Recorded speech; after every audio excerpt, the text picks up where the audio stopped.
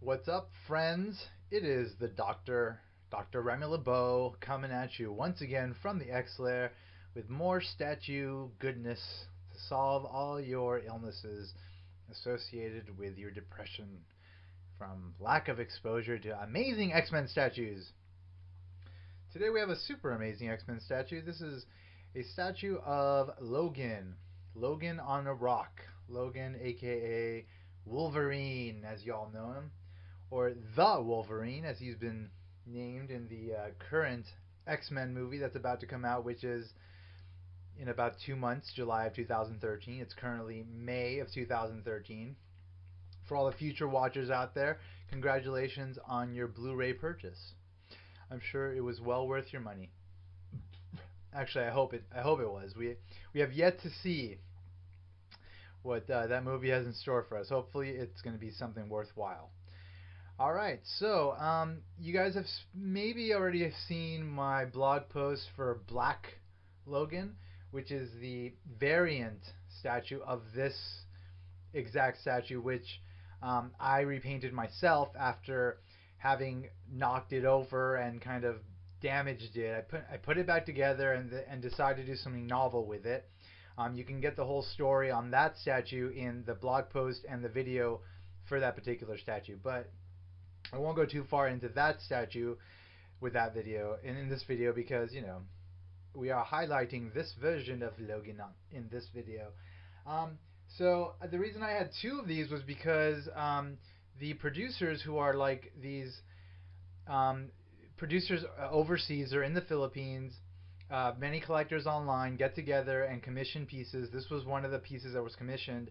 Um, the Another piece that I had commissioned didn't come out so well, and so the the producer wanted to sort of mitigate the situation by sending me another Logan, which I was like, okay, cool, I'll take it.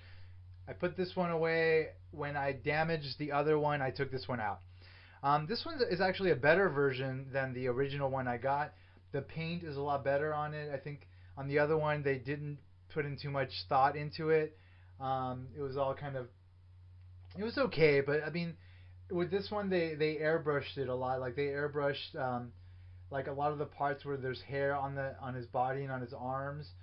They kind of airbrushed some kind of gray colors into that in order to sort of imply that he's actually hairier than he looks, which is a nice effect. And just overall, everything about it is painted a lot in a lot nice in a lot nicer way than it was in the original version of the statue. So I'm happy about that. But there's a few weird things about it. Um, One thing is like it's actually taller than the other statue. It's maybe almost like an inch taller. I feel like somehow in the casting, like they wound up maybe in a second batch of these, like just extending the dimensions of all the aspects of it, because the base is also kind of lifted up also a little bit higher. So it's kind of like weird in that sense. And one thing that just kind of reflects uh, not the best sort of attention to detail, and kind of missing the mark on all the quality that you would expect from an expensive statue, is the claws. The claws you can see on my blog post and the close-ups that I've taken of them. What's cool is that they're very long, but they're very they were cut in a very jagged way, I guess, because they're just like metal. They were just cut metal, I guess, and they're actually kind of sharp. Um, but like there's like sharp edges to them. They're not like rounded, and it's just kind of sloppy. But whatever, I'm not looking at the claws closely on a daily basis. I'm just kind of looking at the statue itself, and it's a really nice looking statue. It's a really nice, and they actually did a better job in the face as well, like with the 5 o'clock shadow kind of sculpted with I mean, I'm shaded with some like airbrush. So uh, there's a lot of great aspects to this statue, and I'm very happy to have it. So initially, so Bone Designs had created a Logan on a rock statue, which is a 1/6 scale statue, and collectors did a group commission on a 1/4 scale version of that statue, which is this one.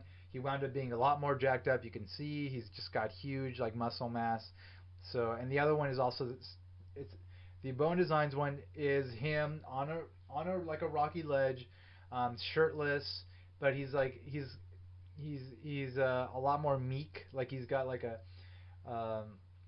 small sort of physique, and this one, I guess they wanted to make him look a little more jacked up, a little more Jackman upped maybe. Um, Hey, that was the choice they made. I think it looks cool. I think it came out very nice, and it's got a nice presence, and I'm happy with it. Uh, and so this statue, I got it maybe I don't know. It's been maybe 2 years now, and it's one of the few 1/4 scale statues that I have. I have this one. I have you can see this Colossus back here that I'm pointing at. What's up, Colossus? And I've got the two Gambits. I've got the premium format Gambit and also another custom Gambit, which I got from a Philippines producer, not the ones that did this. Um, and it's a very dynamic pose, and it's got like a stream of energy with the cards. Yeah, with him having launched like 3 or 4 cards, it's a very cool statue. I actually had to repaint it myself to make it actually be up to par with the standards that I expect for my statues. And it wound up looking great, and I have it displayed on opposing sides of my television with the premium format statue. So I've got those two gambits in the living room. I got to take a photo of that and post it on my blog at some point soon. And that statue will be featured soon. But the point is, I don't have many 1/4 scale statues. So this is one of 4, and I actually have a bishop coming up, which is going to be on this base, which is going to be Nimrod. It looks fantastic. It should be shipping. Right now it's May of 2013. It's probably going to ship within a month, so I'll probably get it a month after that. So look forward to that. I look forward to it. My God, do I look forward to it. But that's going to be my 5th 1/4 scale statue. And I try to stay away from them because they take up a lot of room, and I don't have that much room. And they're also more expensive than your average statue. This statue I think costs $450, um, including shipping, and the shipping is usually like over $100 because it's coming from overseas. So they can get expensive. So there's a lot of reasons why not.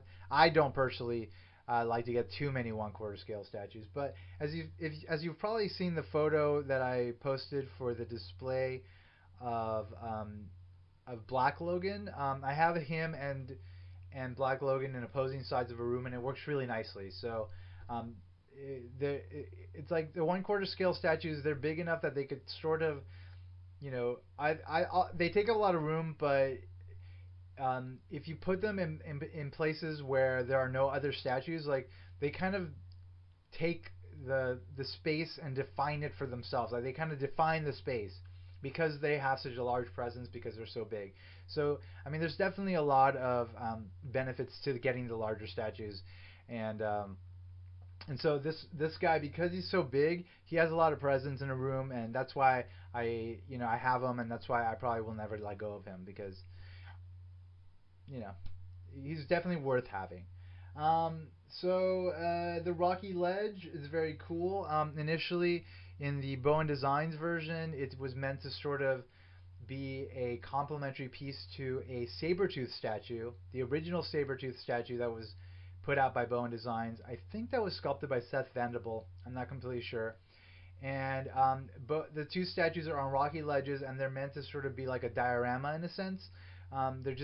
They're both supposed to be in the same setting, and Logan and Sabretooth are enemies for are arch enemies. So it's just a great set, and so of course the makers of this statue decided to have the same sort of base, even though it doesn't necessarily need to be here because it's just by itself it could have just been a simple base. They did choose to kind of make an elevated rocky ledge as well, which is nice, because uh, beyond just beyond these statues like being like statues of our favorite characters, it's really nice to get like interesting bases that are like maybe rocky or of some sort of like here Sabretooth has a really nice base. Um, it's kind of like a rocky sort of interesting environment, and that just adds more sort of eye candy to the overall effect of the statue. And I totally welcome having the more interesting and sort of detailed bases, the better, if you ask me. Um, this is one of like maybe seven Wolverine statues I've got. I've already posted a Logan, the Bowen Designs Logan bust that's another collector had converted into a full size statue, which I eventually bought from that collector. I've already posted a blog post on him. You've seen Black Logan. This is one. This is another Logan statue. I've got a Civil War custom statue that I'm going to post very soon, which is a very cool statue. Also sculpted by the same guy that did my Bishop statue. Um, and then I've got like, oh yeah, and then I've got a variant of that one actually in X Force colors, done by the same guy who did my Bishop statue, which is really cool. I like it a lot. I'm sure some of you will like it as much as I like it. And and then I've got two brown costume Wolverines, and I've got one yellow and blue costume Wolverine. So I've got quite a bit of Wolverine. Oh, I've got a Weapon X, which I've either already posted or I'm about to post. So there's quite a bit of Wolverine in my collection. So this is one of several Wolverine pieces. I mean, Wolverine, he's become like a really important character in the X-Men universe, and obviously in the film universe, and just as far as like legendary characters, legendary comic characters, he's taken on quite a bit of popularity. So it makes sense that there's going to be all sorts of statues of him made. So I definitely have quite a bit more Wolverine coming up for you guys to see. Um, so let's just take a quick look at the statue. Like they sculpted the jeans really nicely. So I mean, I really have no complaints about a lot of the aspects of the statue. The body they kind of colored. They like they penciled in like hairs all over the arms and the chest, and then they, as I said, they kind of use like an airbrush kind of to darken the areas where the hair are, so it actually looks like he's hairier than he actually than the than the hairs on his body represent. So it's a really nice effect. I like that they did that, and then they did some nice shading on the actual like the body itself. It looks very nice. It has a really nice sort of effect of like a skin tone it, and just exposed flesh. Like it looks great. And then the face, they did a better job, as I said, than they had before. And then the hair is what it is, which is like Wolverine's classic freaking hairdo, which is awesome. It looks really great. They did a great job of like spiking the two edges on the right and the left. They did a really great job of the hair in X2, X-Men 2, the second film that was made. And it was very similar to this kind of like spiky up on the right and the left side. And then they kind of left that alone for X-Men 3 and X-Men Origins Wolverine somewhat. Hopefully they'll bring that back for the next couple of movies that are coming out: X-Men Days of Future Past and the Wolverine coming out actually in a couple of months. So this statue, I think what inspired this particular look is probably Hugh Jackman. Like I'm gonna assume that the sculptors kind of wanted to not just capture like the look of the statue itself, but maybe try to capture Hugh Jackman somewhat as well. And I think they did a good job of that. I mean, his face obviously doesn't necessarily look like Hugh Jackman, but overall it does have that kind of that effect of the movie Wolverine, the movie Logan, the one we did like in X-Men 1 and 2 and hopefully will like in the forthcoming couple of films. Another, just the last detail that I'd like to mention are the bandages on the arm. So I'm pretty sure this is meant to represent him, like, I don't know, maybe he's been bloodied from a battle. Obviously he's got a healing factor, um, but maybe it represents the moment in which he just got the adamantium put onto his skeleton, and maybe this is the first time the claws came out, and maybe there was a lot of blood, and he was bandaged up immediately following that, immediately after the point that he escapes from Department H after his procedure. And so they actually put real sort of like bandage cloth on his arms, and then kind of bloodied them up with some red. And it's a really nice. It kind of gives it kind of like that premium format figure quality where it's like mixed media. It's a really nice touch. I think it works great, and it just adds to the overall impressiveness of the piece. This is an impressive piece. Like, I mean, it's not the quality that you would get from a professional, like a producer like Sideshow Collectibles. They do amazing quality.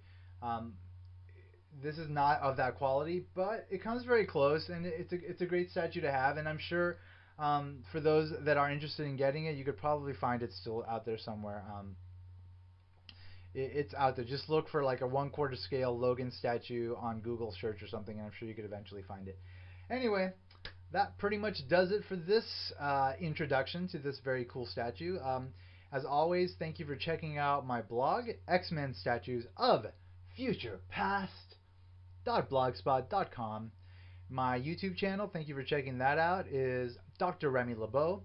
Unofficially, it's Dr. Remy LeBeau's X Lair.